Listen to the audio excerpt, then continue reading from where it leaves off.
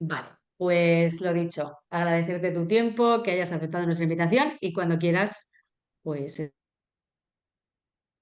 Muy bien, pues bueno, primero muchas gracias, Elena, por organizar todo esto de los webinars, que creo que es pues una herramienta o una cosa muy útil para la comunidad de los materiales compuestos en España, para conocernos todos un poco más y dar más difusión más específica o más concreta de lo que estamos haciendo, de lo que se puede dar en los congresos. Por tanto, bueno, agradecerte a ti y a IMAC esta oportunidad de explicar lo que hemos estado trabajando aquí en AMADE, en el grupo de investigación AMADE, sobre materiales compuestos fabricados por impresión 3D.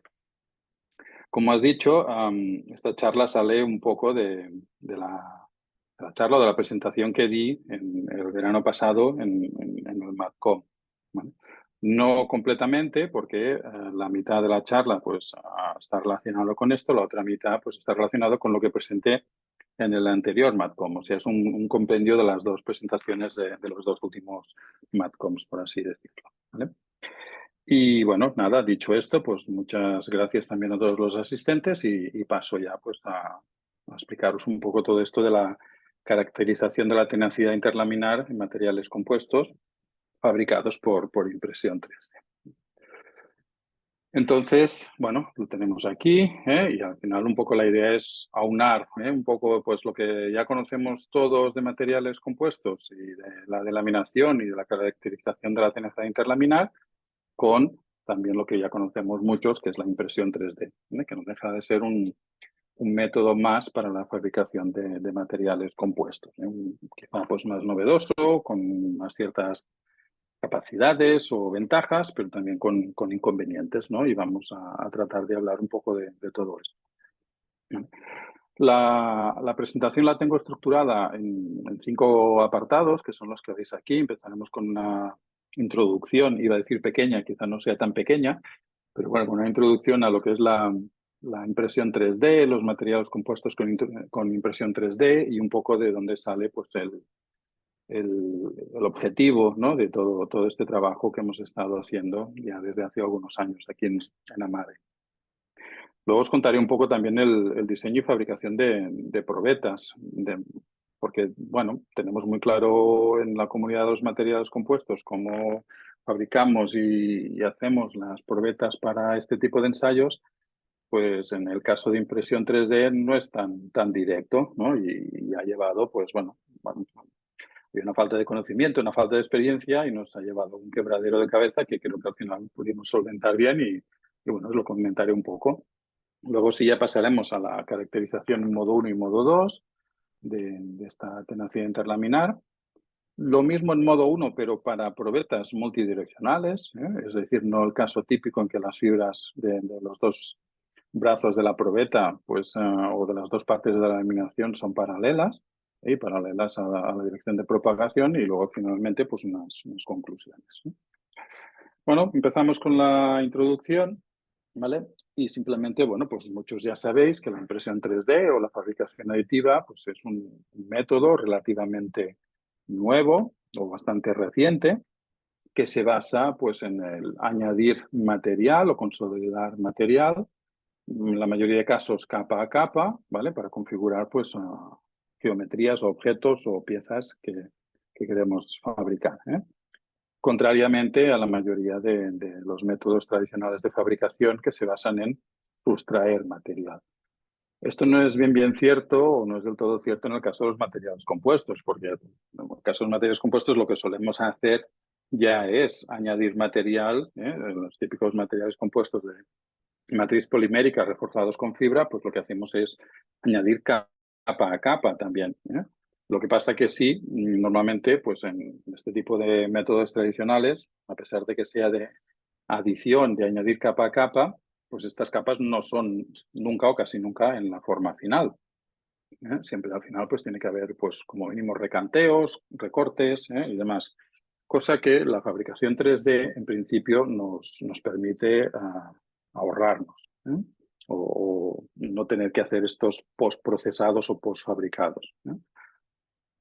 Es un método de fabricación pues bastante atractivo o muy atractivo en entornos industriales, porque aporta mucha flexibilidad de diseño, nos permite construir geometrías o especificidades geométricas que otros métodos no nos permiten, ya sea, pues, por ejemplo, tener conductos internos o cosas de este estilo, que con métodos de fabricación sustractiva pues, serían mucho más complicados.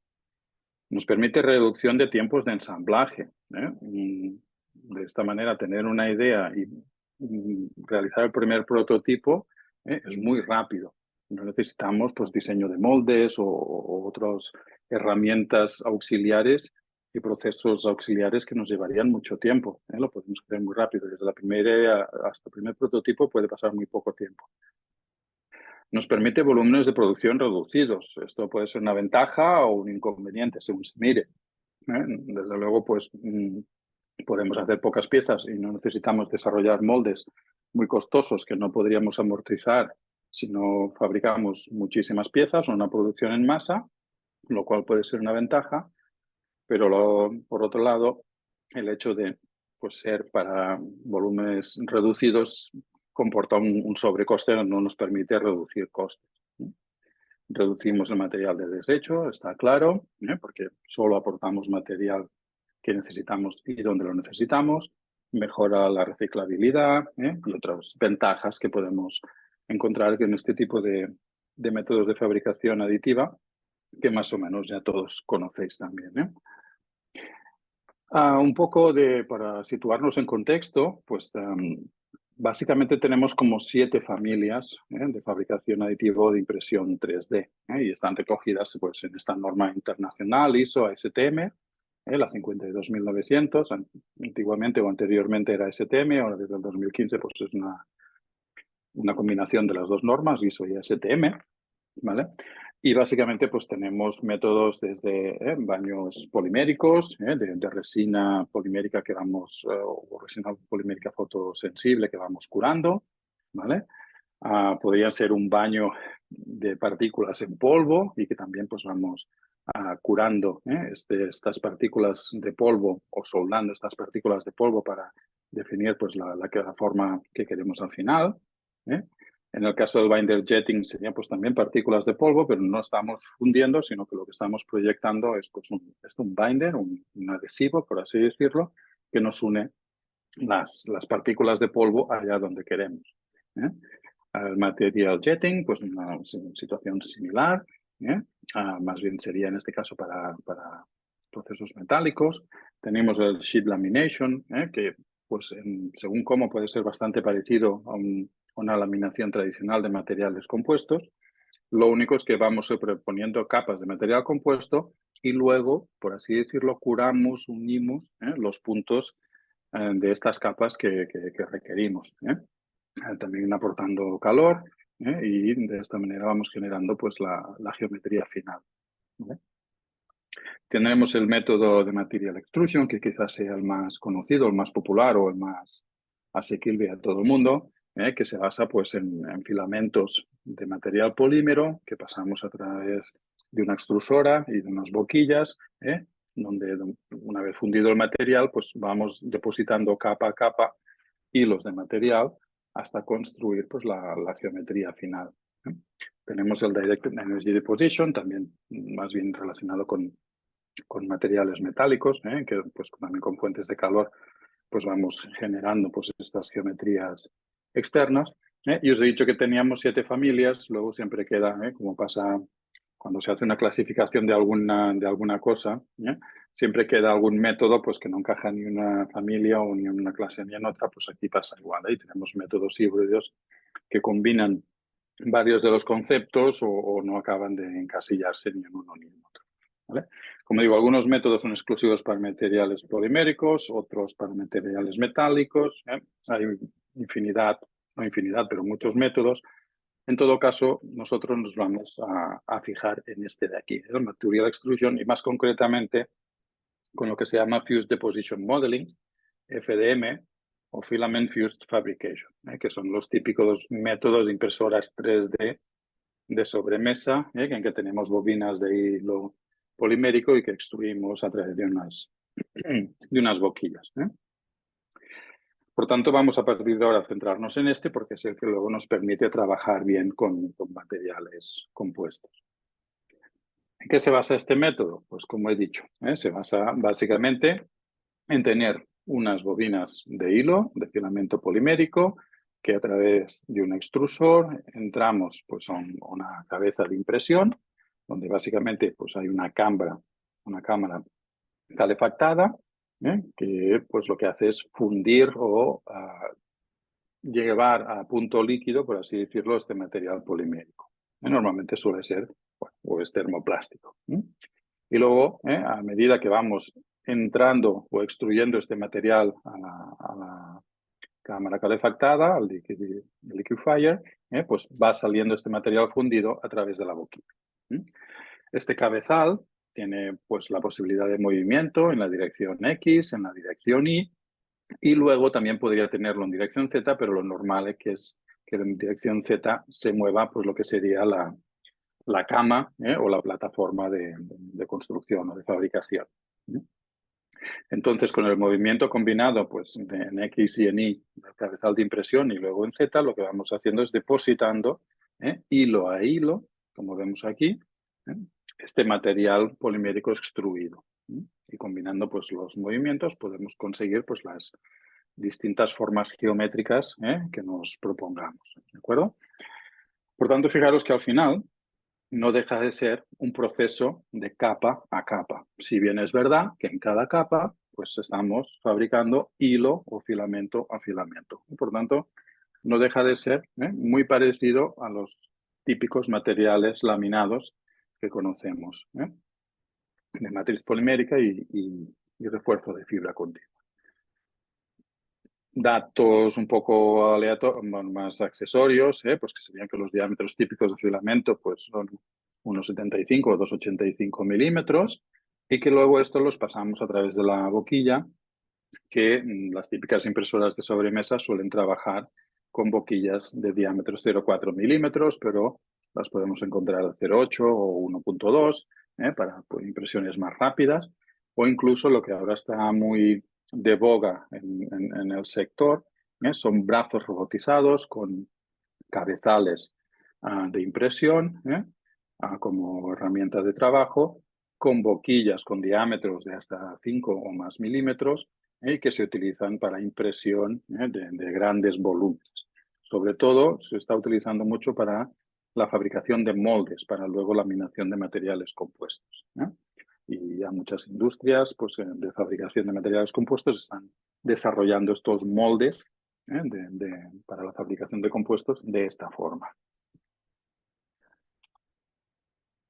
Los materiales más típicos que podemos encontrar para estos procesos de fabricación de impresión 3D o el FDM suelen ser, seguro que los conocéis todos, pues el PLA, el ácido poliláctico o el ABS, que sería el acrilonitrilobutadieno-estireno, casi que me cuesta de pronunciar, lo típico es pronunciar ABS y PLA, ¿vale? Pero hay otros más recientes, como pues el poliamida o el nylon, el TPU, que es más bien, pues ya conocéis como una goma, el PET o PETG, el policarbonato, ¿vale? Pero todos ellos comparten una desventaja principal, y es que sus propiedades mecánicas son bajas, son fáciles de fundir, de imprimir, de trabajar con ellos. Algunos pegan más bien, otros funden más a temperatura más baja, otros pues tienen más capacidad resistente o de elongación, etcétera, etcétera. Vemos aquí un poco de comparación. Pero si nos fijamos en propiedades mecánicas, pues son materiales que no destacan, o si destacan por la banda baja, no por sus buenas cualidades o sus buenas propiedades mecánicas. Aunque aquí veamos que, por ejemplo, el policarbonato pues tiene aquí una resistencia alta, según este gráfico. Bueno, resistencia alta comparado con qué, porque desde luego comparado con un acero o con un material compuesto de fibra de carbono, esta resistencia no es para nada alta. O la resistencia al impacto del TPU, pues sí, en este caso sí sería buena, pero igualmente no deja de ser una goma que, bueno, muy bien a impacto, pero luego poca cosa más, ¿eh? Entonces, como digo, propiedades mecánicas bajas. Y esto básicamente viene ligado a que para este tipo de fabricación necesitamos pues, polímeros que tengan una viscosidad baja, ¿eh? Que fundan bien, que tengan una viscosidad baja, que puedan extruirse bien a través de la boquilla, ¿eh? Es por así decirlo, un inconveniente requerimiento del proceso de fabricación. Sí es cierto que se está trabajando pues en mejorar o utilizar polímeros de más altas prestaciones. Tenemos polímeros pues, que realmente tienen propiedades mecánicas bastante más elevadas, ¿vale? Pero luego su facilidad o su complejidad de fabricación o su requerimiento de fabricación es más elevado, ¿eh? Aquí os pongo pues, una típica pirámide que se puede ver cuando se habla de impresión 3D, pues tendríamos los commodity plastics, que se les suele llamar, que son los plásticos más de uso habitual para impresión 3D o otros usos habituales. Tenemos tanto amorfos como semicristalinos, ¿vale? Y vemos que, por ejemplo, aquí tendríamos el ABS o el HIPS, que son pues, plásticos que se pueden utilizar bastante bien en impresión 3D. Propiedades muy bajas. Uy, perdón. Luego tenemos ya plásticos o polímeros con propiedades un poquito mejores, ¿vale? Que podríamos encontrar, por ejemplo, aquí el PLA. A pesar de que es un plástico o un polímero que es comparable o bastante comparable a la ABS, aquí nos lo pone como pues, con unas propiedades un poco mejores. Pero sí que ya tenemos aquí pues, poliamidas, por ejemplo, la poliamida 12, que la veríamos aquí, o también la poliamida 6 con unas propiedades un poco inferiores, el TPU, buenas propiedades en según qué, el policarbonato, la mezcla de policarbonato con ABS, etc. Pero a pesar de todo esto, pues no nos tenemos que engañar. Estas propiedades, aunque aquí nos ponga un poco en el siguiente escalón de la pirámide, continúan siendo bajas. Si queremos tener propiedades mecánicas relativamente aceptables para este tipo de materiales, pues ya nos tenemos que ir a lo que serían los high performance o de altas prestaciones. Y aquí pues encontramos los típicos PEI, el PAEC, el PIC, que es pues un material que está desde hace ya algunos años en boga en el sector de la impresión 3D. Pues todo el mundo, hace unos años todo el mundo quería tener una impresora que fuera capaz de imprimir con PIC. Esto ya ahora es bastante habitual o está bastante al alcance de muchos centros, de muchas universidades y centros de producción, ¿vale? Luego pues se quiso reforzar con fibra de carbono para aumentar todavía más estas prestaciones.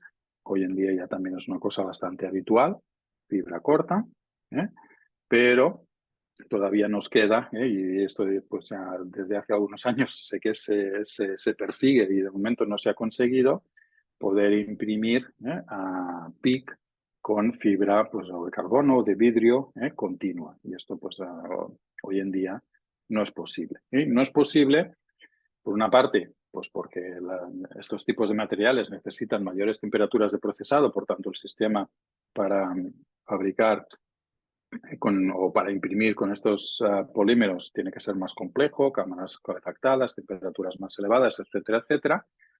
Y por otra parte, lo que os comentaba de la viscosidad. En este tipo de materiales, de polímeros de altas prestaciones, la viscosidad es más elevada, sus propiedades mecánicas son por tanto más elevadas, pero luego el poder utilizar una fibra de refuerzo y que esta fibra quede bien embebida en este polímero, pues es complicado, es dificultoso, ¿vale? Entonces sí que, bueno, un poco serían las propiedades mecánicas, pues mejoran con los polímeros de altas prestaciones, se sigue manteniendo una densidad baja, por lo que las propiedades mecánicas específicas pues son relativamente altas, ¿vale? Pero a pesar de ello, pues la mejora de propiedades es insuficiente para ciertas aplicaciones y el coste y complejidad de fabricación son demasiado elevados, ¿no? Y entonces aquí es donde, pues, a partir de aquí, vamos a hablar ya un poco más de materiales compuestos. ¿Por qué? Porque me he ido a la que no tocaba, aquí lo tenemos. Básicamente, ¿qué vemos en este gráfico? Bueno, pues que podemos tener los polímeros base, sin refuerzo. Ahora aquí tampoco no vamos a entrar a analizar exactamente qué polímeros, pero bueno, vemos pues que tendríamos polímeros con elasticidad, con rigidez relativamente baja y además pues con resistencias bajas. Podemos tener luego otros polímeros mejores, como podría ser el PIC, que lo veríamos aquí, pues que ya su rigidez y su resistencia pues empiezan a tener unos valores relativamente menos mejores o aceptables. Pero lo que sí se ve es que pues con añadir, y en este caso, pues en este gráfico vemos que se está añadiendo fibra de vidrio, pues a estos polímeros base, lo que conseguimos es pasar de propiedades pues bajas a propiedades pues bueno, que ya empiezan a estar bien. Igual, pues por ejemplo, vemos que el PIC, a la que le añadimos un 30% de fibra corta de vidrio, ¿vale? Pues ya vemos que estamos multiplicando pues su rigidez por 2, 3 veces, ¿vale? Y pues estamos aumentando su resistencia alrededor de un 50%. Un caso pues mucho más exagerado, y pues esto es una gráfica tomada de un artículo, era pues este de aquí, de este polipropileno, que reforzado con unas fibras en concreto que pues, se comentaba en este artículo, veíamos que tenía un incremento de 7 veces, tanto de rigidez como de resistencia. Por tanto, queda bastante claro que la solución para obtener buenas propiedades en la impresión 3D es la impresión de materiales compuestos. Tenemos o necesitamos poder imprimir materiales reforzados con fibra. Con fibra corta ya es algo, pero veremos que lo suyo es poder imprimir con fibra larga, fibra continua. ¿Vale? Y vamos ahora pues, a hablar un poco de esto. El material termoplástico pues, se puede reforzar con fibras cortas o fibras largas. Desde luego, como pasa con los compuestos tradicionales, no será lo mismo una cosa u otra.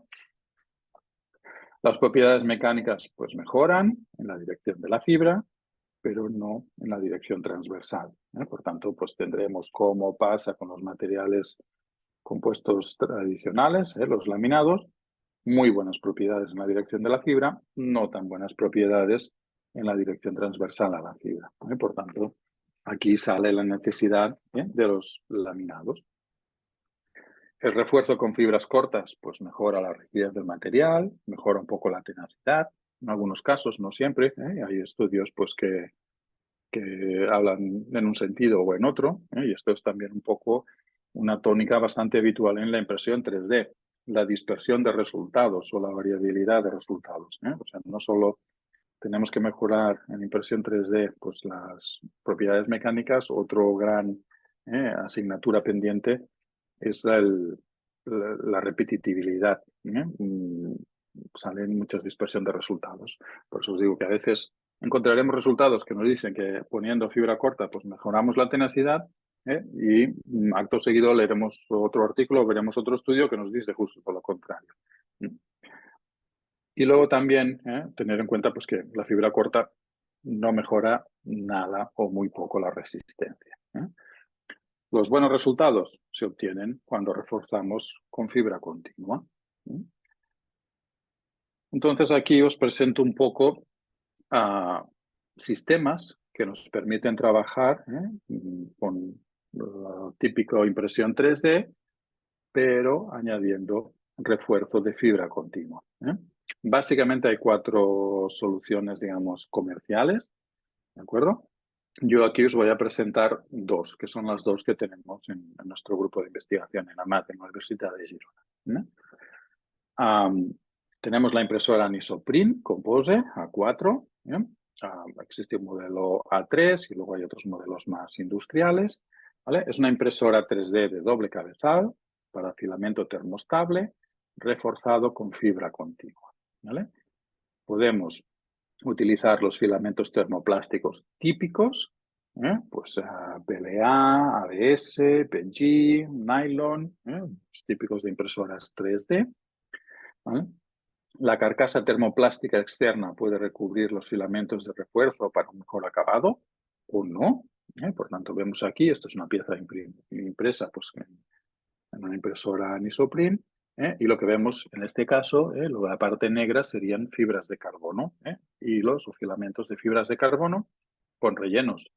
En este caso, pues también es un nylon, y que luego vemos que el nylon casi que no se ve, pero estaría recubriendo esta fibra de carbono, de forma que esta fibra de carbono no esté en contacto con el exterior. Esto puede hacerse así para tener un mejor acabado, para dar una cierta protección a la fibra de carbono, que es el elemento resistente, al fin y al cabo, de esta pieza, o no.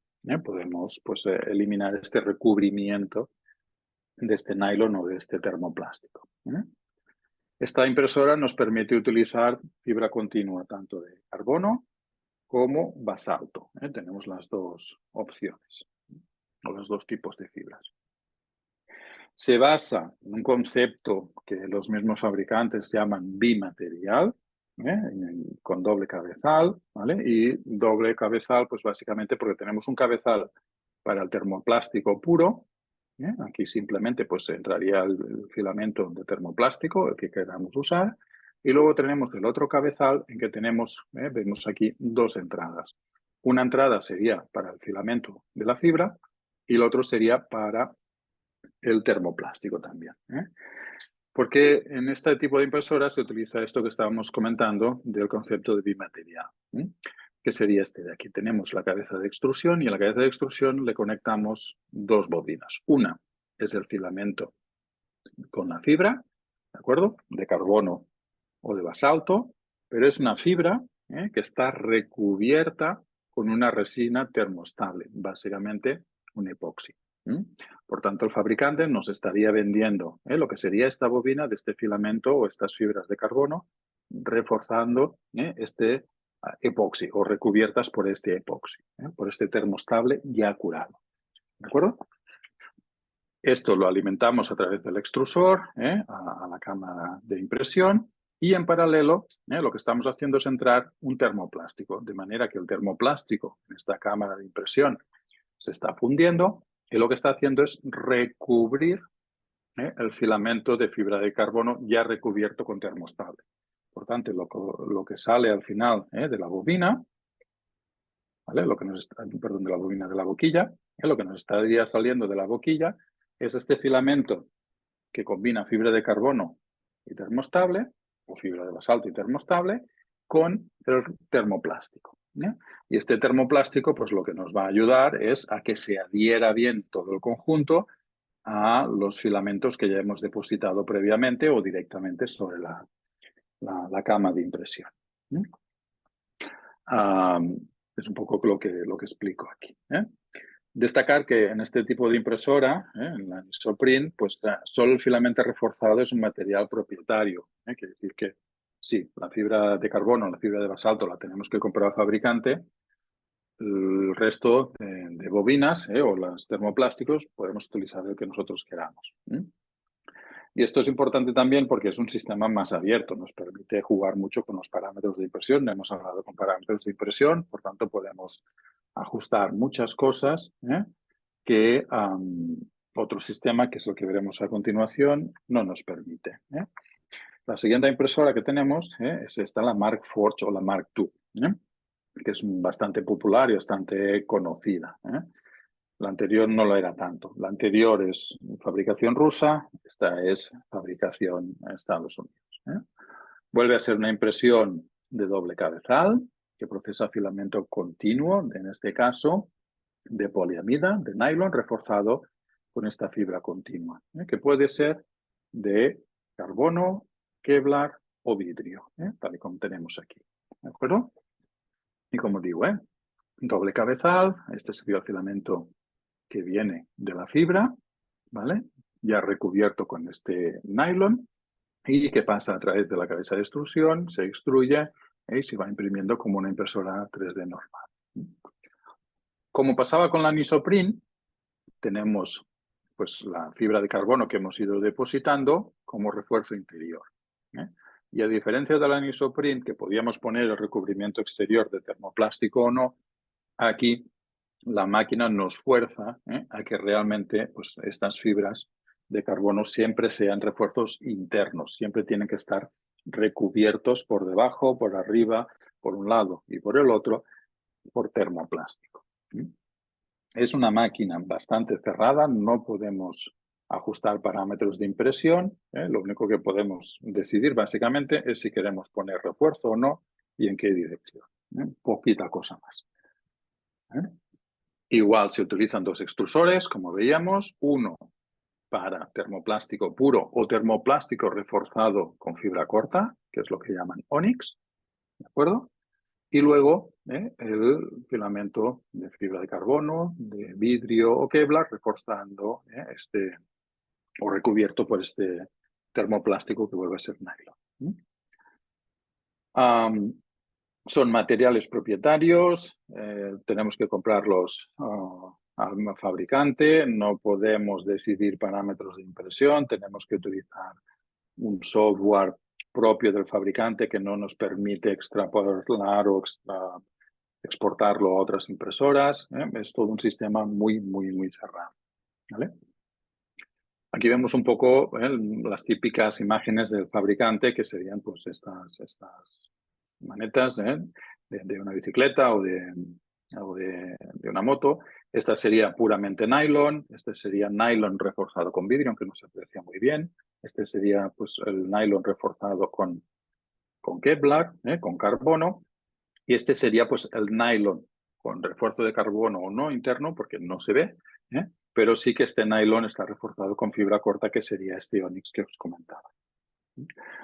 Otro inconveniente que tiene este sistema es que al trabajar con poliamida, con nylon, este es un termoplástico muy higroscópico, absorbe muchísimo la humedad ambiente.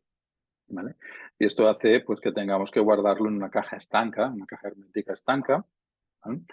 Y aún y así, pues absorbe humedad y luego cuando entra este polímero a la cabeza de impresión, al aplicar temperatura, esta humedad, esta agua interna empieza a hervir, genera burbujas, ¿vale?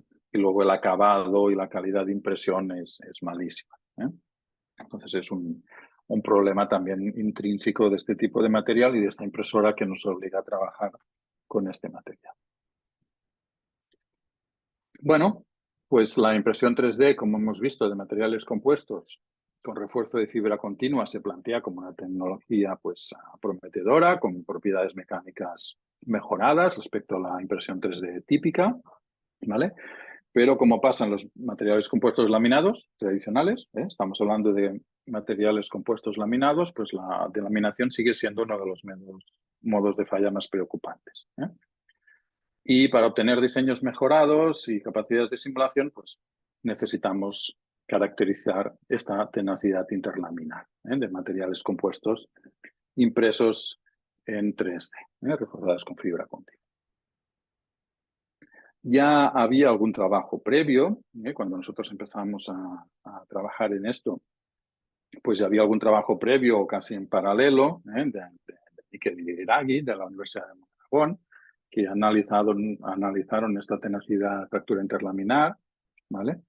Tanto en modo 1 como en modo 2, utilizando esta impresora Markforged Mark II, que es la misma que nosotros tenemos.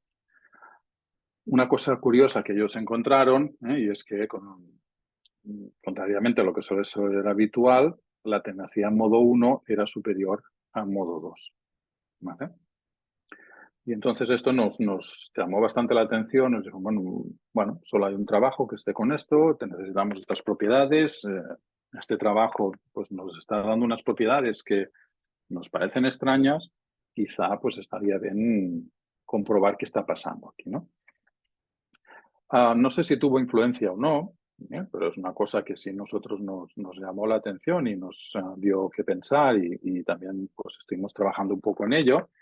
Es que en su trabajo Iraghi y sus compañeros utilizaron refuerzos de Dyneema. O sea, lo que hicieron es hacer un sándwich de estas probetas de impresión 3D con estos refuerzos de Dyneema pegados, ¿vale? Para que no rompieran los brazos, no rompieran los compuestos impresos en 3D durante el ensayo, ¿sí? De manera que resultaron pues unas probetas con espesores bastante más elevados a los que dicen las normas, ¿vale? No sabemos, quizá hubo alguna influencia pues, de este sándwich de Dyneema o de los espesores más elevados, pero lo caso es, como digo, que estas propiedades a nosotros nos parecían un poco extrañas y por eso quisimos investigar un poco más. Pues posteriormente al trabajo de Iraghi y otros se han publicado otras investigaciones, ¿vale? Para este tipo de material y también lo que se vio es que los resultados son dispares, ¿eh? Lo que ya os decía, la repetitividad un poco de la impresión 3D, ¿eh? Es difícil conseguir resultados muy concluyentes a veces. Y lo que sí también vimos es que no existen trabajos previos sobre la tecnología interlaminar en interfaces multidireccionales, ¿vale? De este tipo de materiales. Existen pocos para los materiales compuestos tradicionales, no existía o no existe ninguno previamente este trabajo para este tipo de materiales compuestos impresos en 3D. Objetivos, pues caracterización experimental de la tenacidad a fractura interlaminar en modo 1 y 2, de este compuesto de poliamida reforzado con fibra de carbono continua, fabricado a través o utilizando la impresora Markforged Mark II, tanto para iniciación como para propagación, ¿vale? Una caracterización que queremos realizar sin utilizar refuerzos adicionales de probeta. Y también queremos evaluar si hay un efecto del grosor de la muestra o de la probeta en la tenacidad a la fractura. Nosotros lo hicimos solo en modo 1, para comparar solo en modo 1. También queremos la caracterización de la tenacidad interlaminar en interfaces multidireccionales, y para ello pues, hace falta determinar distintas configuraciones de laminados multidireccionales que nos aseguren esta propagación en modo 1, y evitar sobre todo que aparezcan efectos no deseados como migración de plano de la grieta, ramificación de la grieta, propagación asimétrica, etc. Y también analizar posibles diferencias en los micromecanismos de daño en función de las orientaciones de las interfaces. Pues nada, vamos allá, vamos a ver cómo diseñamos y fabricamos estas probetas, que como os decía al principio, pues no es tan directo como materiales compuestos, porque pues, hay menos conocimiento. Diseñamos las probetas para ensayar en modo 1, según la norma que veis aquí, la ISO 15024, tanto las unidireccionales como las multidireccionales. Pero para el modo 2 consideramos dos normas o dos tipos de ensayos, que serían pues, el NF, el ensayo típico de 3 puntos, y luego el CELS, el Calibrated End Load Split, que también es según esta norma ISO 15114. ¿Vale? Fabricadas con esta impresora a partir del filamento Markforged, que combina pues, la fibra de carbono con la poliamida. Vemos aquí las propiedades de esta poliamida 6 y las propiedades de la fibra de carbono. ¿Qué ha pasado? Perdón. Con esta resistencia de 700 megapascales. Como veis, para la poliamida la resistencia es muchísimo inferior, igual que el módulo elástico en un caso y en otro. Y comentar que este filamento pues, es un filamento que contiene una fracción en volumen.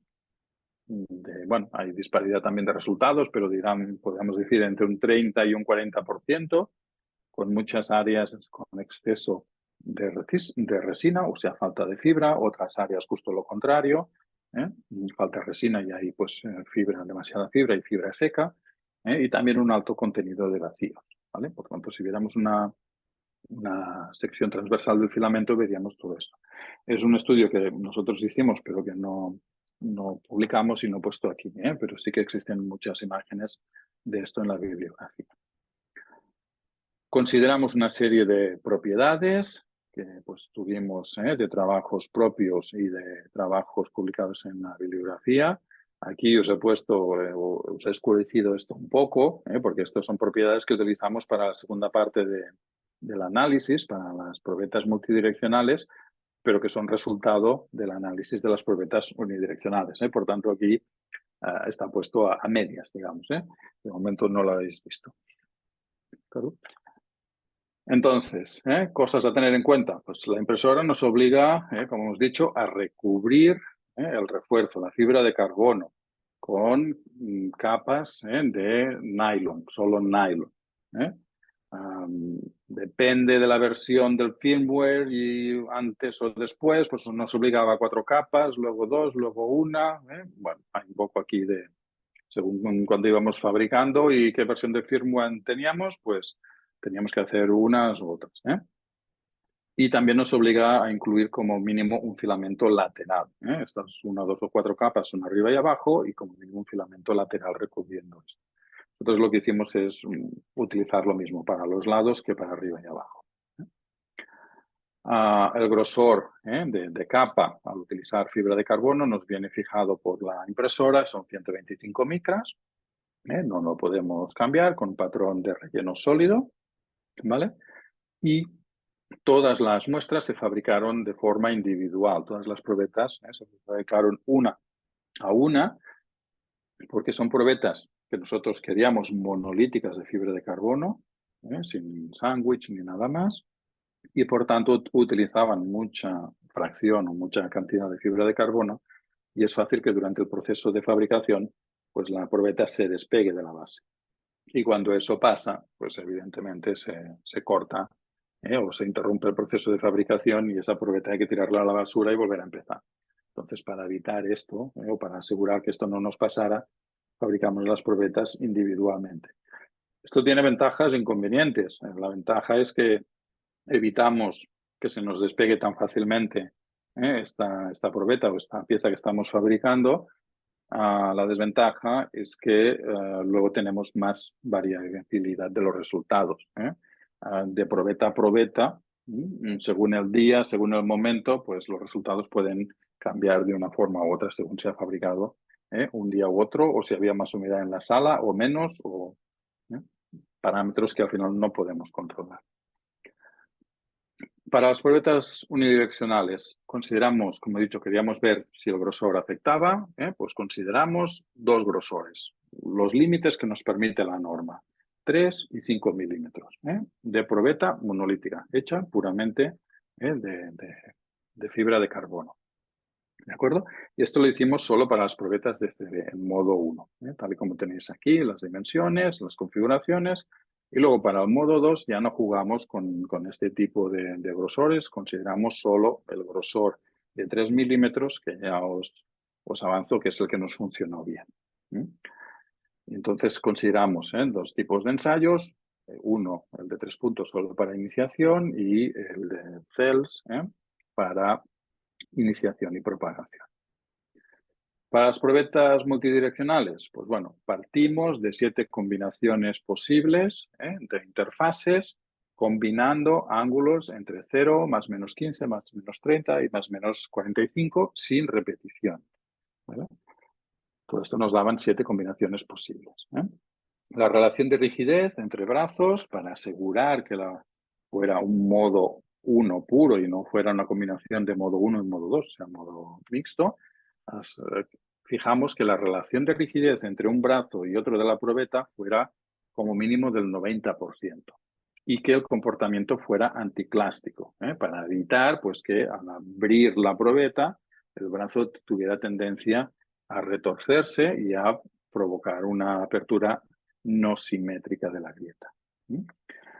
También conocemos de trabajos previos, que ya se hicieron hace tiempo, que una mayor rigidez a flexión pues dificulta la migración de la grieta, el cambio de plano. Pero, por otra parte, ya vimos que, o acabaremos de ver, que grosores grandes no funcionan bien con este tipo de materiales para la caracterización interlaminar. Entonces, lo que necesitamos es reducir o limitar estos espesores. Bueno, aquí tenemos un poco las combinaciones que consideramos. De las 7 combinaciones posibles, fuimos combinando, como veis aquí, pues más o menos capas en un brazo o en otro, para intentar pues tener el máximo de combinaciones posibles que nos pudieran funcionar. Aún y así, estas son combinaciones de brazos y orientaciones que nos funcionan desde el punto de vista, digamos, teórico, más del 90% de relación entre la rigidez de los brazos, el comportamiento anticlásico correcto, ¿de acuerdo? Pero nos faltaba ver si la grieta tendría tendencia o no a la migración. Y para eso lo que hicimos pues, fue un análisis numérico.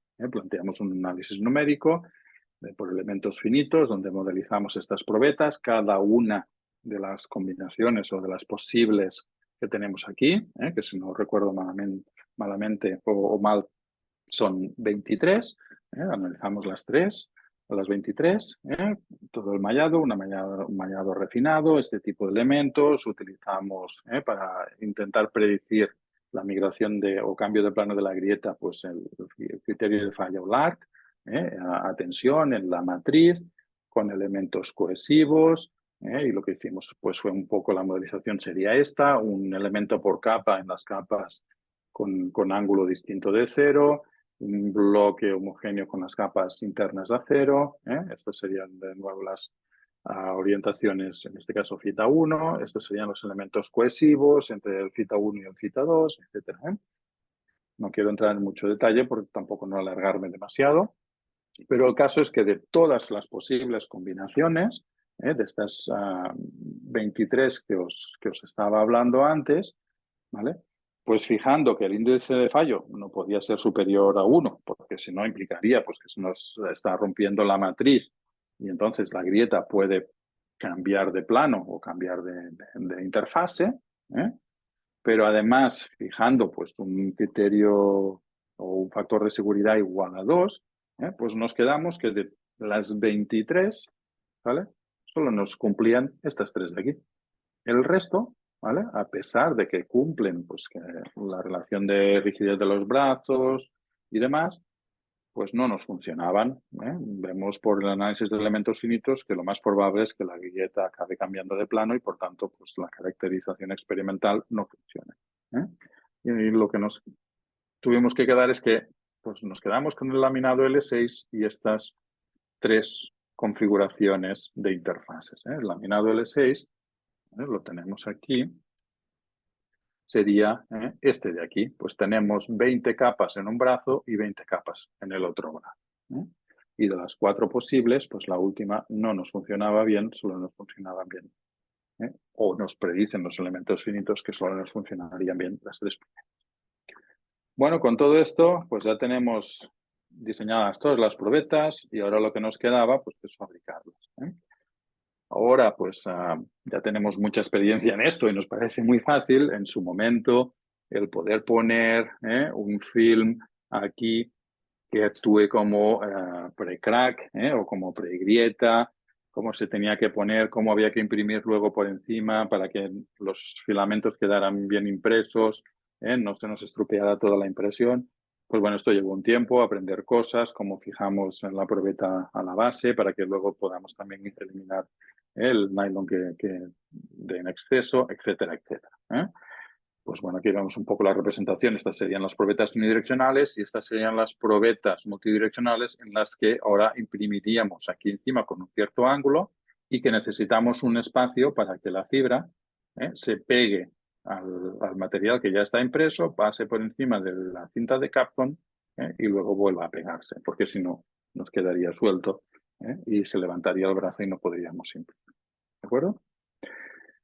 Ya tenemos las probetas, ya las hemos fabricado, pues ahora vamos a ensayarlas, vamos a realizar la caracterización, que es el núcleo del estudio. Bueno, en una primera fase lo que vimos es que la impresora nos obliga a poner pues, estas capas de nylon puro arriba y abajo de la probeta. Inicialmente pensamos, bueno, pues el nylon este contribuirá muy poco, no nos molestará y por tanto lo podemos dejar, pero ya a la primera ensayo que realizamos vimos que esto no funcionaba, que era pues al aplicar la carga y al abrir la probeta, el nylon se nos despegaba del resto del carbono y nos estaba generando aquí unos mecanismos de daño que no deberían estar aquí. Por tanto, lo que tuvimos que hacer es, una vez tuvimos fabricadas todas las probetas, recortar todas estas capas de nylon con mucho cuidado de no dañar las fibras y demás, y eliminar todo este nylon. A posteriori, una vez ya tuvimos esto aprendido, ahora ya fabricamos de manera que el nylon ya no tenemos que cortarlo o quitarlo después. O bien en las capas superiores ya no lo ponemos, o en las capas inferiores ya tenemos el método para poderlo separar una cosa de la otra. Bueno, son típicas probetas de laminación, se pegaron unos bloques de carga, se pintaron los bordes de pintura blanca, se hicieron las marcas típicas según la norma. Luego, pues hicimos los ensayos en probetas unidireccionales en modo 1 de esta forma, con inclinómetros para poder determinar la tenacidad también con el método integral J.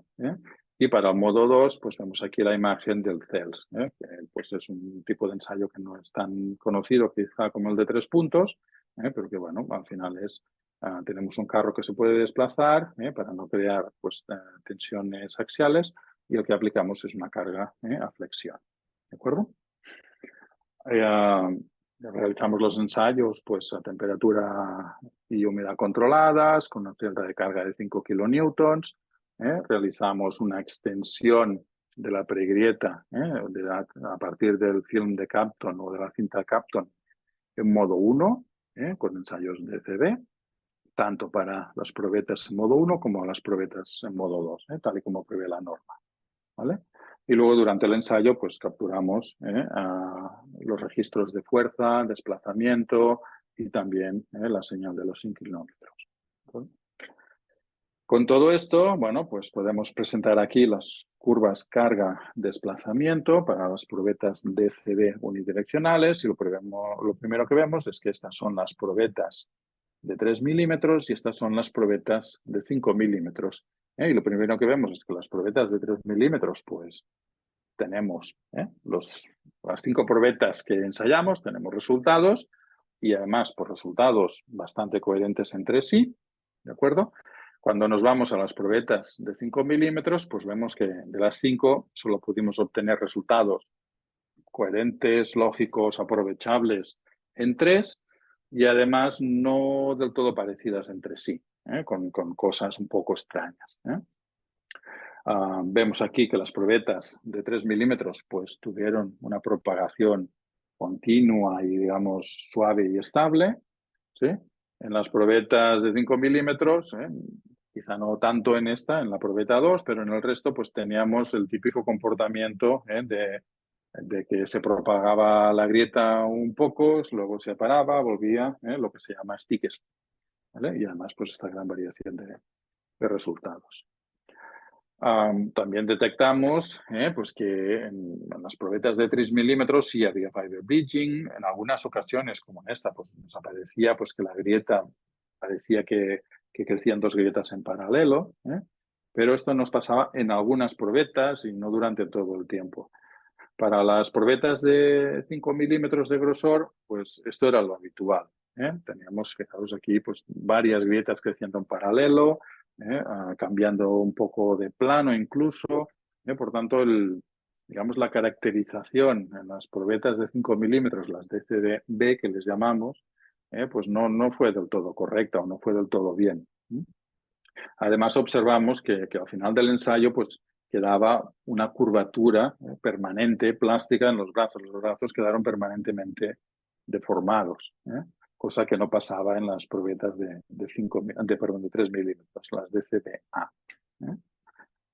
Conclusión que tuvimos, pues las probetas de mayor grosor no funcionan bien. A nosotros la que nos funcionó bien fueron las probetas más delgadas, más finas, las de 3 milímetros, y nuestra recomendación fue esa. Y por tanto, para el estudio o el análisis en modo 2 ya solo utilizamos probetas con grosor de 3 milímetros, que son las que tenemos aquí. ¿De acuerdo? Vemos para el NF, como habíamos comentado, pues solo tendríamos el valor de iniciación. Aquí pudimos ensayar también solo 3 probetas, ¿de acuerdo? O tener resultados de 3 probetas correctamente, ¿vale? Mientras que para el modo CELS o para el ensayo tipo CELS sí podemos tener iniciación y propagación, y también vemos pues, que, como pasaba con las probetas de CBA, los resultados son bastante coherentes y coincidentes entre sí. Y por tanto hay pues, buena repetitividad para las probetas de cada tipo. Resultados, pues bueno, la tenacidad fractura interlaminar en modo 2 es mayor que en modo 1. O sea, nos está saliendo lo contrario que les salía a Iraghi y al resto de compañeros de Mondragón y de IDEA Materiales. Y que es el típico comportamiento que uno espera en este tipo de materiales. Tenacidad mayor en modo 2 que en modo 1. También observamos una buena concordancia entre los valores de iniciación para modo 2, tanto si utilizábamos un método, el NF o el de ensayo de 3 puntos, como el CELS. ¿Sí? Y sí que vemos también que los valores de iniciación como de propagación en las probetas de mayor grosor, las DCB-B, son inferiores a las muestras DCB-A o las de 3 milímetros. Por tanto, de todos estos resultados que nosotros vemos aquí con distintos métodos de reducción y demás, lo que nos quedamos, lo que nos quedamos sería con esto de aquí, ¿de acuerdo? Que tenemos un valor de iniciación en modo 1 de aproximadamente 1500 newtons milímetro cuadrado, joules milímetro cuadrado, y 1720 para propagación en modo 1. En modo 2, el valor de iniciación pues sería 1950, ¿vale? Y el valor de propagación 2303. Bueno, lo que le salía a Iraghi era un poco a la inversa. Casi que le salían los valores alternados. Nosotros, bueno, nos salió esto, nos parecen valores coherentes, esperables, y bueno, no sabemos decir si lo que obtuvieron los otros investigadores fue por algún problema relacionado con la fabricación, con el ensayo, con la disparidad del material. El caso es que, bueno, nosotros nos parecen más coherentes nuestros resultados. Esto un poco para la caracterización unidireccional, simplemente añadir pues las curvas R, tanto para el modo 1 como para el modo 2. Vemos que el modo 1 pues inicialmente crece, que es lo que uno esperaría, y llega pues a una especie de plató o típica meseta, pero esto ya no es tan habitual, luego vuelve a aumentar un poco. Bueno, los valores de propagación, pues los que consideramos fueron los que estaban por esta zona de aquí, alrededor de 2000. En modo 2 sí que hay bastante más disparidad en los valores de iniciación.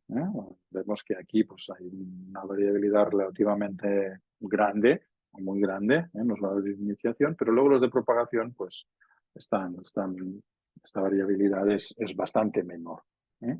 Y sí que vemos que, bueno, hay también un poco el efecto de típica curva R, aunque ya parece que al final baja un poco, ¿de acuerdo? En vez de mantenerse. Bueno, como decía, esto para las probetas unidireccionales, vamos para el caso de las multidireccionales. Igualmente, todos los ensayos se realizaron con temperatura y humedad controladas, la misma máquina de ensayo, la misma célula, ¿vale? Con una velocidad de carga de 1,5 milímetros por minuto y de descarga más rápida, tal como establece la norma. Las probetas se instrumentaron con inclinómetros también para poder obtener, pues, además de por los métodos típicos, la tenacidad interlaminar a través del método integral J, y se ensayaron 6 probetas para cada una de las 3 configuraciones que habíamos comentado. Interfaces 0,15, 15-15 y 30-30. Vemos aquí los resultados, las curvas fuerza-desplazamiento para los 3 casos, para las 6 probetas de cada combinación, ¿vale?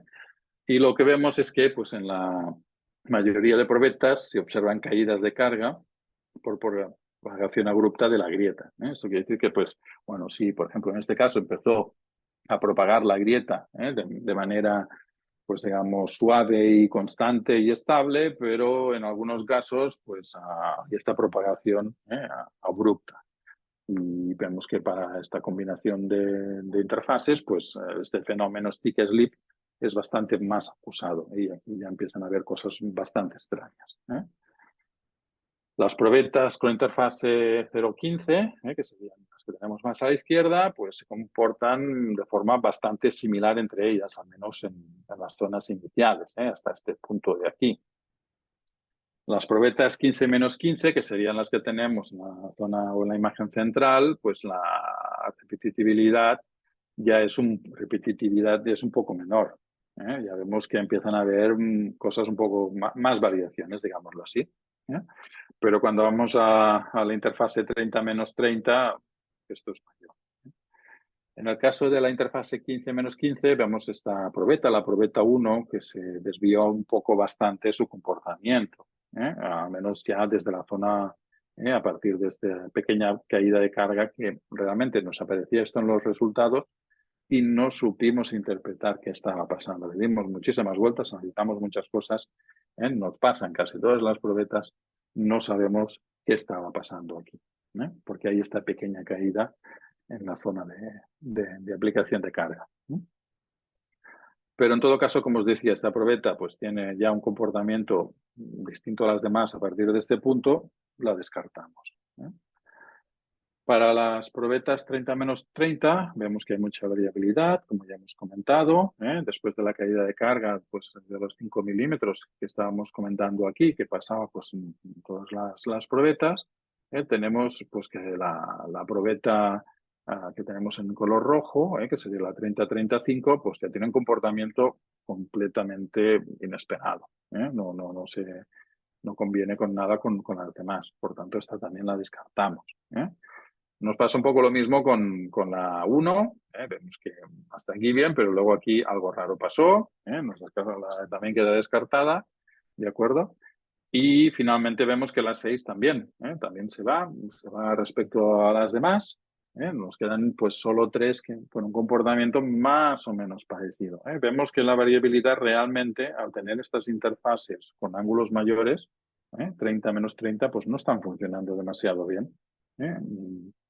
Conseguimos propagar la grieta más o menos bien, pero los resultados no son todo lo buenos que esperaríamos.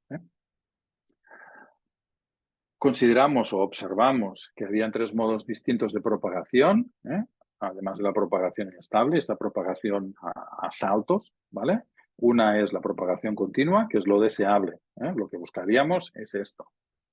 Lo que encontrábamos a veces era pues, que había esto de aquí, migración, cambio de plano.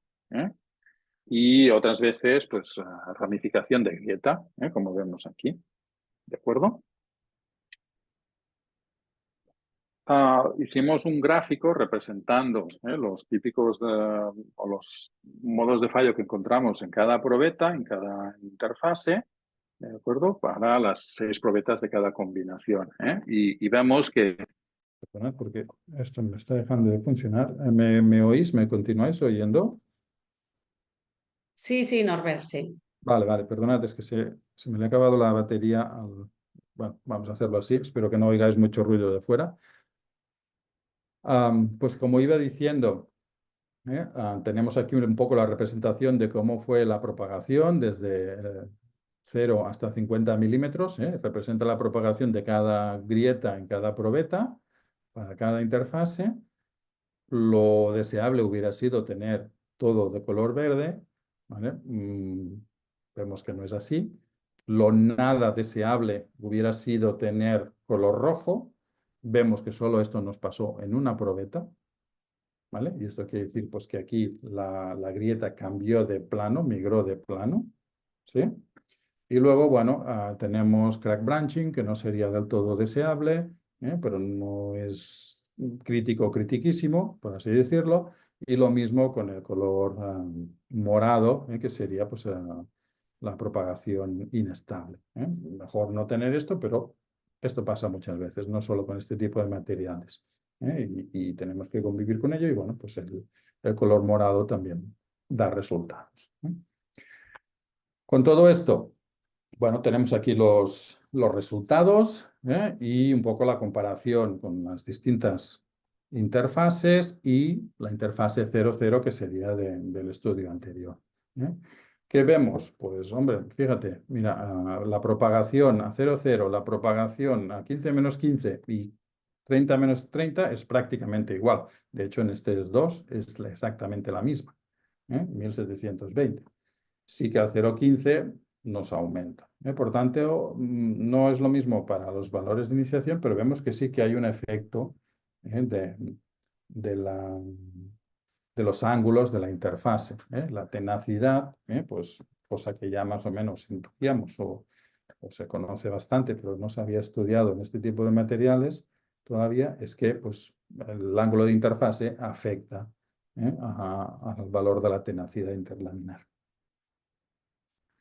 También hicimos un poco la caracterización fractográfica o de las superficies de fractura, ¿vale? Y vemos aquí para la 0,15, como vemos, pues que quedan, esto es el material, como hay surcos, vemos aquí que, si os fijáis, pues hay como cavidades, estos son pues realmente porosidades que existen en el material. Pensad que estamos hablando de un material que luego puede tener porosidades, como os digo, hay mucha variabilidad, depende de quién lo mida o cómo lo mida y cuándo lo mida, pero en la bibliografía encontramos pues, valores desde el 5% hasta el 20% de porosidad en el material. Y vemos que realmente, pues aquí, en este caso, nos quedaban estas porosidades. Y estas son porosidades que existen pues, al poner un filamento al lado de otro. Cuando ponemos un filamento, pues la porosidad dentro del filamento está más o menos controlada, por así decirlo, pero entre filamentos, uno al lado del otro, sobre todo, pues aquí sí aparecen bastantes porosidades añadidas en la fabricación.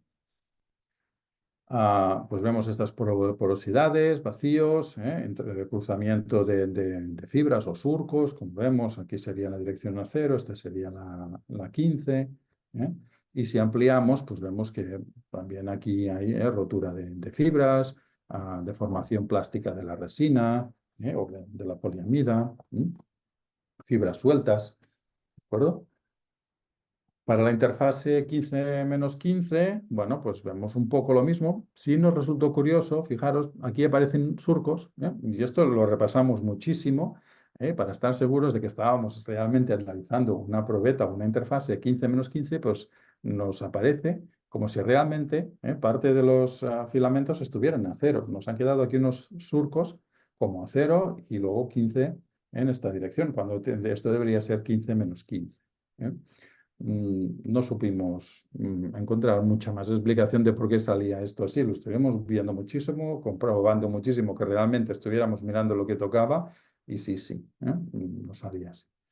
Y fijaros aquí, cuando hacemos la ampliación, pues un poco lo mismo. Estamos en esta zona, tenemos estas fibras pues que claramente estarían a 15 grados o a menos 15 grados y estas que parece que estén más a 0 que nada más. También volvemos a observar porosidades, volvemos a ver que hay fragmentación de fibra, fibras arrancadas, deformación plástica de la resina. Y luego finalmente también en la interfase 30 menos 30, pues vemos que también hay zonas donde domina la resina, zonas con hay rotura de fibras, también porosidades. Aquí sí claramente vemos que esto es 30 menos 30, aquí sí que no hay duda. Vemos cómo quedan los surcos marcados de una interfase a la otra, de una superficie de un brazo a la otra, ¿vale? Pero también cuando analizamos con más detalle, pues vemos pues, que lo que ha pasado es que pues, tenemos aquí las fibras estas que deberían estar en esta dirección, pues parte de estas fibras han sido arrancadas y se han ido con el otro brazo y se nos ha quedado aquí como un hueco, como un agujero, donde vemos las fibras de la capa inferior. Esto nos lleva a que, bueno, analizando todo esto un poco, pues lo que nos dimos cuenta, con cosas que no nos cuadraban inicialmente, es que realmente la grieta no ha propagado en un plano único, sino que la grieta ha ido haciendo como una pequeña ondulación a lo largo del plano de propagación, y en determinadas zonas pues está un poco más para arriba de la interfase, en determinadas zonas ha entrado un poco dentro de la capa, en otras zonas pues está un poco más dentro de la otra capa. Lo que ha ido haciendo es que hay como una ondulación de este plano de propagación de la grieta. No es un plano plano, sino que tendríamos estas ondulaciones. Como conclusiones, y para ir acabando, pues podemos decir que es posible caracterizar la tenacidad a la fractura interlaminar de compuestos de fibra de carbono y poliamida, impresos en 3D, utilizando la impresora MagForce 2, ¿vale? Con probetas monolíticas, sin necesidad de refuerzos adicionales que eviten que se nos rompa el brazo, porque no rompe el brazo. El uso de estas probetas con mayor grosor, de probetas monolíticas con mayor grosor, involucra pues, mecanismos de daño no deseados y puede conducir a caracterizaciones incorrectas o con resultados no del todo buenos, por así decirlo. En modo Los valores medidos de tenacidad en modo 1, tanto para la iniciación como para la propagación, que serían estos 1497 y 1720, son menores a los medidos para modo 2, 1950 y 2307, respectivamente, que como ya he comentado antes, son o la tendencia que suele ser habitual para materiales compuestos laminados. Las probetas multidireccionales con brazos de rigidez a flexión similar pues caracterizaron una apertura en modo 1 puro durante todo el ensayo, es decir, conseguimos evitar tener probetas ADCB, Asymmetric Double Cantilever Beam. O sea, garantizamos eliminar esta contribución de modo 2 y tuvimos modo 1 puro. Solo una de las 18 probetas ensayadas, más que caracterizadas, ensayadas, pues mostró salto de grieta. Por tanto, el diseño lo hicimos suficientemente bien para evitar este problema, este mecanismo de fallo, que es el que queríamos evitar a toda costa. Y esto solo pasó en esta única probeta al inicio del ensayo. Luego propagó bien por donde tenía que propagar. La diferencia de los ángulos de orientación de las interfaces, de las probetas, pues afecta al valor de la tenacidad interlaminar del material. Esto es vemos que hay diferencia de propiedades según la interfase, pero sobre todo también afecta a la repetitividad del ensayo. Vemos que cuanto más cerca estamos de 0,0, pues más coherentes salen los resultados entre probetas. A la que nos alejamos de esta interfase 0,0, pues empiezan a salir cosas más extrañas de una probeta a otra. El análisis fractográfico revela que la grieta no se propaga a lo largo de un plano uniforme, sino que pues, estas ondulaciones que os comentaba. La morfología de la propagación es similar a una onda entre los filamentos depositados entre las láminas. O sea, va haciendo un poco esto así, que comentábamos. Y simplemente para acabar, pues comentar que este trabajo pues, fue financiado a través de un proyecto del Ministerio de Ciencia e Innovación y universidades y de la Agencia Española de Investigación con el Fondo Europeo de Desarrollo Regional. ¿Vale? Y tenemos aquí pues, la referencia del proyecto, el proyecto que ya se acabó, y que estos resultados pues, se han diseminado, se han hecho públicos a través de 2 publicaciones que tenemos aquí recibidas. Bueno, con esto acabo. Muchísimas gracias por vuestra atención y bueno, quedo a vuestra disposición por si hay alguna duda, alguna cuestión que queráis plantear. De acuerdo, pues muchísimas gracias, Norbert, por esta disertación que nos has dado esta tarde. Ha sido muy interesante y bueno, creo que nuestra audiencia ha permanecido muy atenta. De momento no tenemos preguntas, pero a mí se me ocurre la primera, que es nos has comentado inicialmente que la máquina de Mark IV está mucho más limitada que la de Anisoprint. Entonces, la primera pregunta que se me ocurre es ¿por qué habéis utilizado esta para este ensayo? ¿Estáis trabajando, reproduciendo el mismo trabajo con la Anisoprint? Vale. Bueno, utilizamos este porque es la máquina que se utiliza más. Los trabajos que están reportados en la bibliografía sobre este tema normalmente utilizan esta máquina Markforged. Es la que salió primero, es la que la gente conoce más y es la que es más, digamos así, un poco, por así decirlo, estándar. ¿Eh? La de Anisoprene no se conoce tanto, no se utiliza tanto. Tiene ventajas, como esto de que pues, puedes jugar mucho más con los parámetros, configurarlo todo mucho más. También tiene otros inconvenientes. De momento no estamos reproduciendo el mismo estudio. Sí hemos hecho ensayos de caracterización de la tenacidad interlaminar y bueno, estamos trabajando con estos resultados. Tienen otros problemas, ¿eh? Hay otros problemas que no teníamos con estas de Markforged, pero bueno, la idea sí es acabar publicando todos estos resultados. Falta complementar alguna cosa, pero sí lo haremos, sí. De acuerdo, y en el caso de la comparativa inicial con Mondragón, que tú nos comentabas que ellos habían obtenido resultados distintos, Ujú. supongo que los habéis comentado con ellos, los habéis cotejado, etcétera, pero ellos también lo hicieron con Mark IV, entiendo, ¿no? Sí, sí, sí, era la misma impresora, bueno, la misma impresora, el mismo modelo, todo igual. Sí, de hecho, lo que os he comentado, ¿no? Que este trabajo ha sido financiado a través de un proyecto, de la Agencia Española de Investigación y del Ministerio. Estábamos trabajando juntos en este proyecto. Ellos hicieron sus pruebas por un lado, nosotros por la otra, luego comparamos y no nos cuadraban, pero no supimos tampoco encontrar una explicación del por qué. Pasaba esto o no pasaba esto. Si os puedo enseñar, lo tengo aquí si me permites, y ya que me preguntas sobre esto, un segundo, a ver, perdona, no lo he hecho bien. A ver,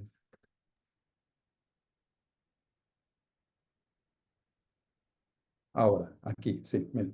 Tengo aquí una tabla, claro. En su momento, como he dicho, cuando nosotros empezamos con este trabajo, solo había pues, publicado o se conocía los resultados de Iragi, del grupo de Mondragón, conjuntamente con INDEA. ¿Vale? Posteriormente han ido apareciendo más. El nuestro fue, por así decirlo, el segundo. A pesar de que, bueno, lo he puesto aquí como último, el nuestro fue el segundo que apareció comparando con Mondragón y si han ido apareciendo más, algunos con cosas muy específicas, y hay resultados que no acaban de cuadrar. Pero bueno, vemos que, por ejemplo, el estudio de Polizos está bastante bien. El estudio de cuesta pronunciar este nombre, Katalagerianakis, pues también. Y vemos que, bueno, los resultados se aproximan, tanto Polizos como Katalagerianakis, a mucho más a los nuestros que no los que obtuvieron la gente de Mondragón. ¿Vale? También, en este caso, se utilizaron, como nosotros, probetas monolíticas sin refuerzos externos ni tan gruesas. Quizá esto fue un poco lo que influenció los resultados de Iragi y del resto de sus compañeros. No quiere decir que sus resultados estuvieran mal. Evidentemente no estoy diciendo eso. Simplemente no cuadran. Algo no era igual, algo no era, la configuración no fue la misma y nos dieron resultados distintos. Sí, bueno, el espesor quizá digamos que puede ser aquí fundamental, ¿no? Igual que vosotros habéis encontrado que os ha funcionado mejor con el espesor de 3 milímetros que con el de mayor espesor, ¿no? Sí, sí, pero curiosamente, para nosotros las probetas de mayor espesor nos daban, en modo 1, tenacidades inferiores, mientras que a Iragi le dio mayores. Bueno, no sé, puede ser que aquí una acumulación de cosas, sí. De acuerdo. Una pregunta un momento, de José Antonio González, que te dice, bueno, más que una pregunta es un comentario, dice, echo de menos la definición de los parámetros del proceso. No da la sensación de que sea repetible por otro grupo de trabajo. Entiendo que en el artículo que has mencionado están definidos. Bueno, yo supongo que se refiere a los parámetros de proceso de la fabricación 3D, que son lo típico que uno comenta cuando está fabricando, ¿no? Pues temperaturas, velocidades de impresión, etcétera, etcétera. Bueno, tiene razón, no estamos dando estos parámetros, pero es que, como he comentado, estos son parámetros que nos vienen impuestos por la impresora, por la Markforged, que no podemos cambiar. No podemos cambiar espesores, no podemos cambiar temperaturas, no podemos cambiar velocidades. Como he dicho, prácticamente lo único que podemos decidir es si queremos poner fibra o no y en qué dirección.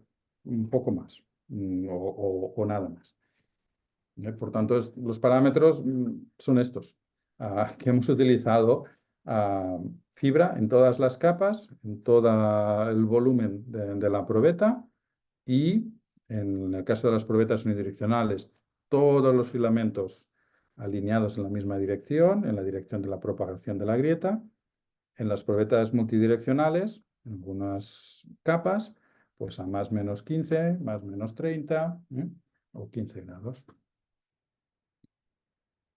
No sé si esto responde la pregunta, si es que he Bueno, interpretado bien. como tenemos a José Antonio aquí, pues si quiere puede comentar al respecto, ¿vale? Ujú. ¿Cuál sería entonces el siguiente paso? El siguiente Caracteriza- paso, sí, caracterización en modo mixto 1 y 2, por ejemplo.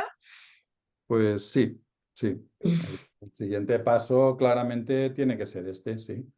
Y de hecho ya estamos en ello, ¿eh? Ya llevamos unos meses trabajando en ello, ya tenemos los resultados y bueno, estamos trabajando en poder publicar estos resultados, sí. Pero sí, claramente es lo que falta, porque así como cuando empezó Iragi y sus colaboradores no había nada en modo 1 ni en modo 2, ahora ya empiezan a haber datos en modo 1, modo 2, ¿vale? A modo mixto, de momento no falta. Por De tanto, sí. acuerdo, pues nada, supongo que en MadCon 25 vendréis a contárnoslo.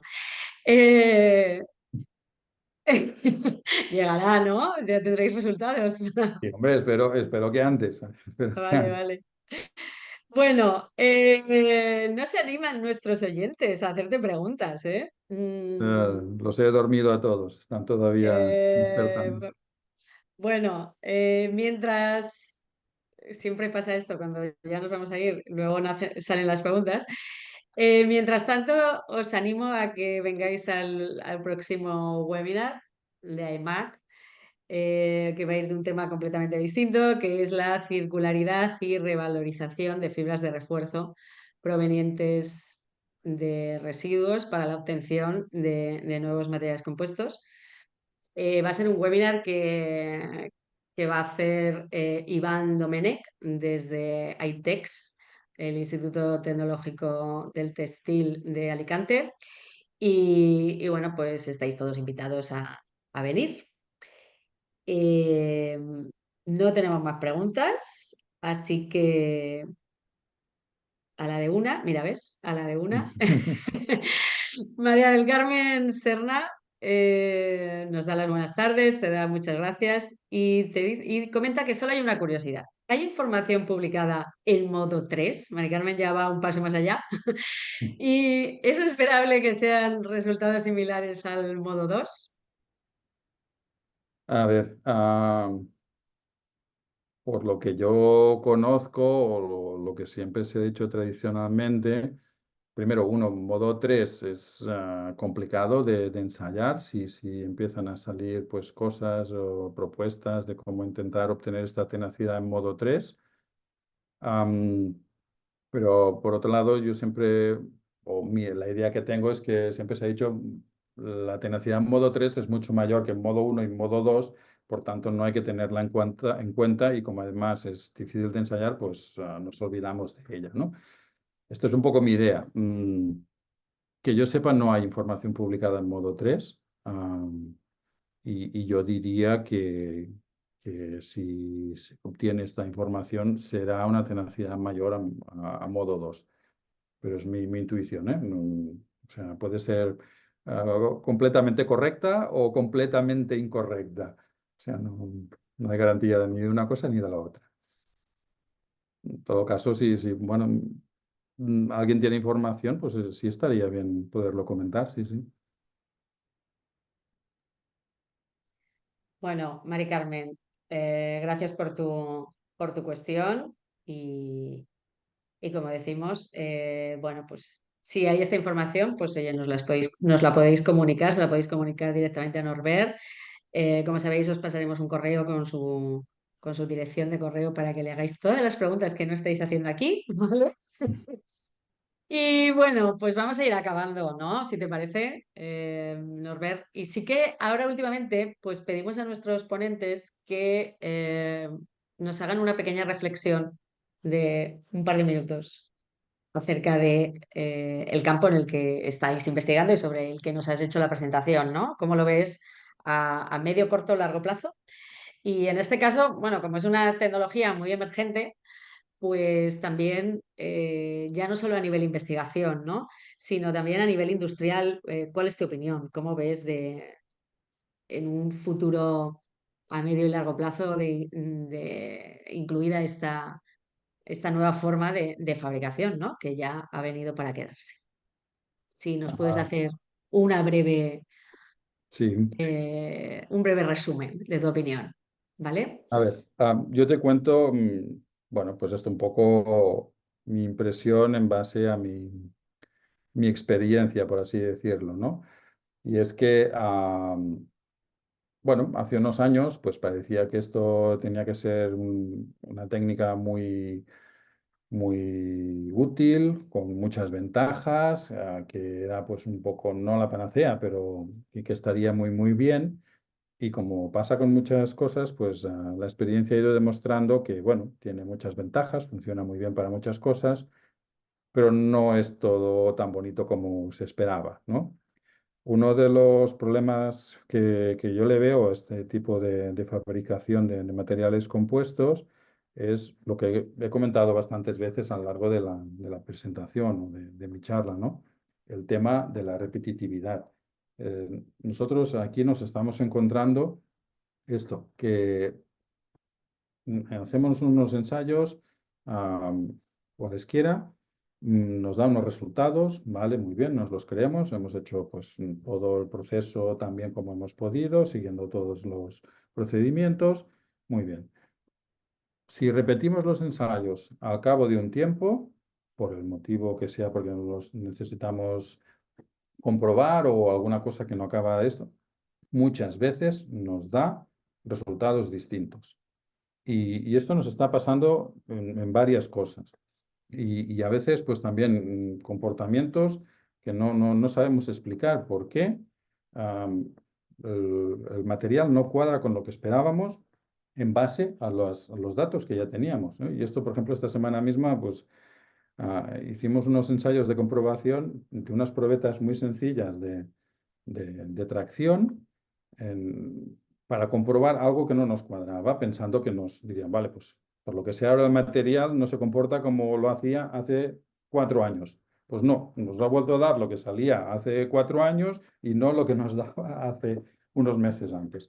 Y esto pasa, es bastante típico de impresión 3D. La falta de repetitividad, la falta de, no sé cómo decirlo, de calidad o aseguramiento de los procesos y resultados, ¿no?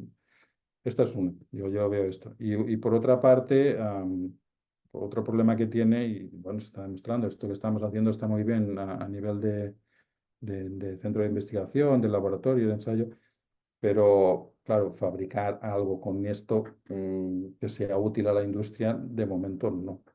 No, poco, piezas muy pequeñas. No veremos nunca una pieza de estas en un avión porque es que para poder fabricar una pieza de avión estamos hablando de piezas máximas de un palmo o poco más, pues no da.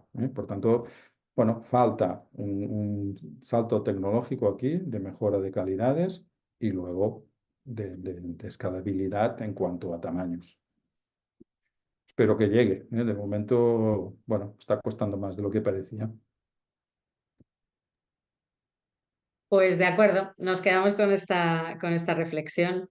Agradecerte mucho vuestra colaboración con AEMAC, tu presencia hoy aquí y nada, hasta el siguiente. Muy bien, muchas gracias Elena, muchas gracias a todos los asistentes por aguantarme hasta el final y gracias a IMAC por esta oportunidad de nuevo. Moltes gràcies. Adeu. Adeu, gracias. Hasta la próxima.